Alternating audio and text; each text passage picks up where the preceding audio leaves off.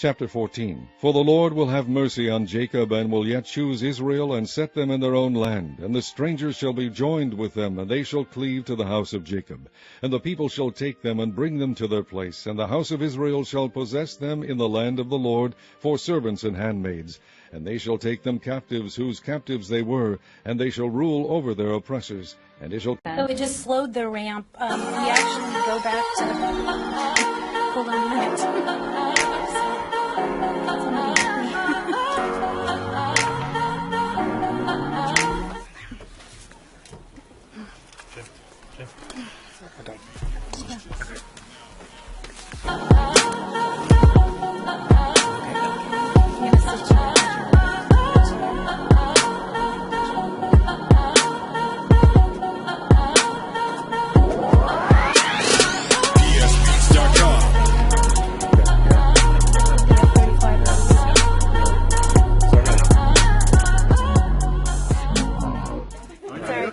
Sit down. Yeah. Sit down. I'll take it. All right, sit down.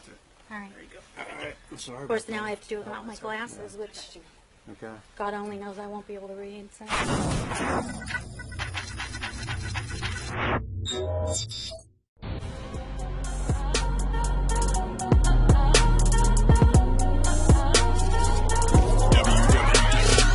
www.psbeats.com. Make your billboard hit now.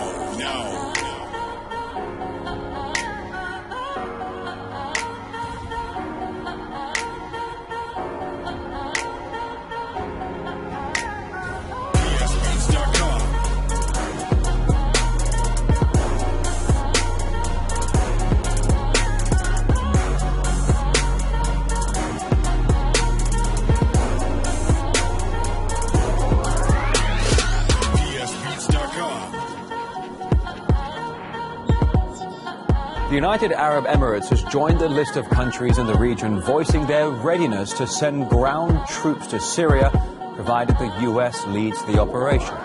The Syrian government has said it would treat such a move as an act of aggression. More now with RT's Daniel Hawkins. After the first round of Syria talks abruptly broke down last week, we saw a wave of speculation that it could be because some states in the region are mulling a ground operation in the country.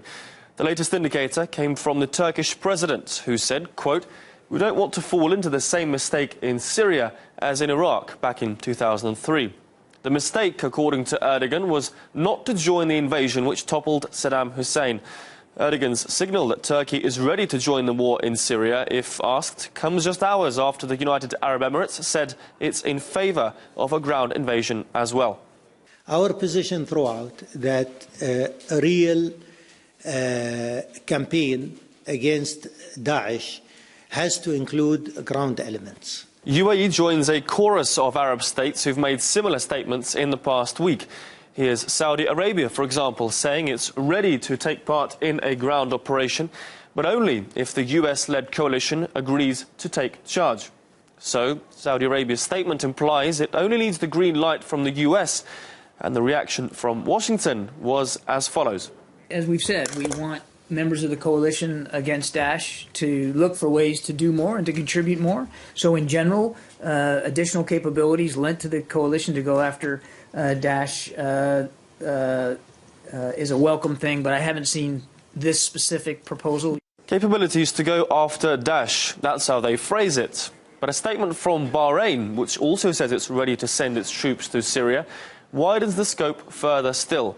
It said such an operation, quote, is meant to combat both Islamic State and the brutal Assad regime. And that's raising the question, who is the ultimate target here? Is it ISIL or the Syrian government? Well, we got in touch with Bahrain's foreign minister to try and clarify the country's intentions. The remarks made by the Bahraini ambassador in London were misunderstood. Our ambassador did not say that Bahrain will send or is ready to send its ground troops to Syria or any other country to fight terrorism. Bahrain fulfills its commitment to the fight against terrorism within the international coalition. Due to recent developments in the region, we support the efforts of our brothers in the Gulf Cooperation Council, where each state does as much as it can. The offers to send troops to Syria come as Assad government forces continue their advance in the northern Aleppo province. They have made huge gains in the last week, retaking 2 Shia towns that have been under a long-running militant siege. We reached out to experts for their take on the Gulf country's commitment to a ground intervention. The likelihood that Saudi Arabia and some Gulf countries like Bahrain will be sending troops to Syria is almost non-existent, because any military intervention in Syria, it's going to escalate tensions in the region beyond belief. So I don't think there is any reality to such statements. The chances of any of the Gulf monarchies sending any of their national troops to fight in Syria is very slim. This could be a pretext simply to involve U.S. soldiers on the ground in Syria. If they enter Syria, they have no intention of getting rid of ISIL. Their real intent, just like the United States' real intent in Syria, is to topple the regime of Bashar al-Assad. Chief Koontz, we are watching developments from Wall Street this noon, where the financial markets are just taking a beating. At one point this morning, the Dow was down by more than 350 points. Analysts blame tumbling oil prices and stress on the banking sector for that big sell-off. Right now, things are not much better at all. Last report, the Dow was down again, more than 360 points.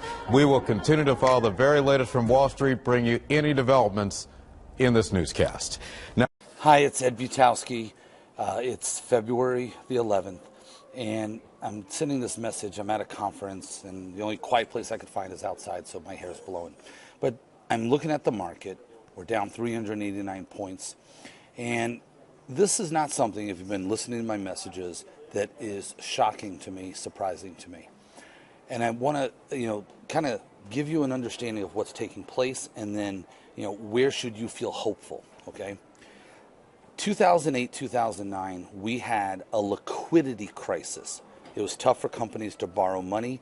Nobody knew if business was going to continue the way it was before, so we saw stock prices drop dramatically. Today, 2016, we have the beginnings of an earnings crisis. Remember, stock prices move up ahead of earnings being announced. What we're seeing, as I've said for almost a year now, is earnings we're going to start to miss. We're going to start to see earnings revisions, and we're not going to have a lot of growth, and most of our companies grow from outside the U.S. That's fundamental, all right? From a fundamental standpoint, that's what is happening. Earnings, growth rates, PEGI ratios, all of that stuff has to do with fundamental analysis. If you come over here now, we're going to go look at the Dow, and which I had said not too long ago, that when you look at the chart and start really studying this, where do we see this thing going? So I said when we broke 16,000, we were probably going to go a lot lower. And I said that about 2 weeks ago. We broke 16,000 and then moved up from there. Let me show you a better way of looking at that.